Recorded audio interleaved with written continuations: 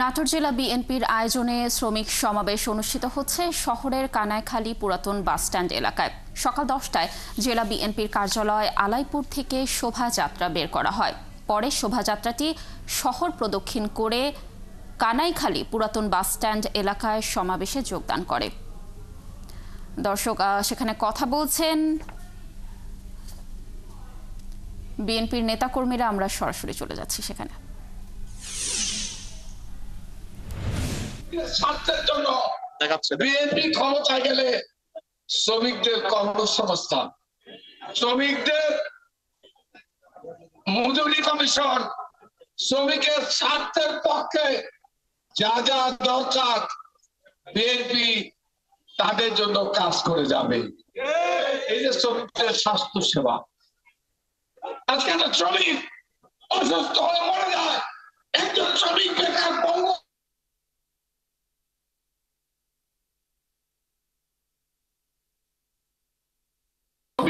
জন্য আমাদের নেতা তাদের জন্য স্বাস্থ্য সেবার ব্যবস্থা করেছে। ভাইরা আমার, এই জন্য আমি দীর্ঘ করবো না, শুধু আপনাদের কাছে একটা অনুরোধ, আপনারা ঐক্যবদ্ধ আছেন কিনা দুই হাত তুলে বলেন।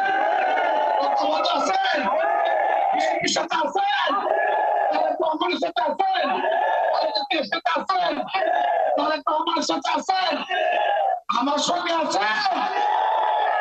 ভাই বাবা, এটাই হচ্ছে আপনাদের আহ্বান। আপনাদের কাছে আর একটা অনুরোধ করবো, আগামী দিনে যে সংকটে আসুক না কেন, কারণ ষড়যন্ত্র শুরু হয়েছে, নির্বাচন না করার ষড়যন্ত্র, বিভিন্ন রকমের অজুহাত, বিভিন্ন রকমের অজুহাত। বর্তমান উপদেষ্টা সাহেব বলেছিলেন আগামী ডিসেম্বর মাসের মধ্যে নাকি উনি নির্বাচন করবেন। আরে ভাই, এই নির্বাচনের জন্য 15.5 বছর আমরা রক্ত দিয়েছি। এই নির্বাচনের জন্য তো আমরা মায়ের কুল খালি হয়েছে। এই গণতন্ত্রের জন্য আমরা আমার জীবন থেকে 6.5 বছর চলে গেছে, আমি জেলে জেলে কাটিয়েছি। আমার অনেক ভাইকে আমরা হারিয়েছি এই কথা বলার অধিকারের জন্য, এই ভোটের অধিকারের জন্য, এই গণতন্ত্রের জন্য। আজকে এটা নিয়ে আবার ষড়যন্ত্র আমরা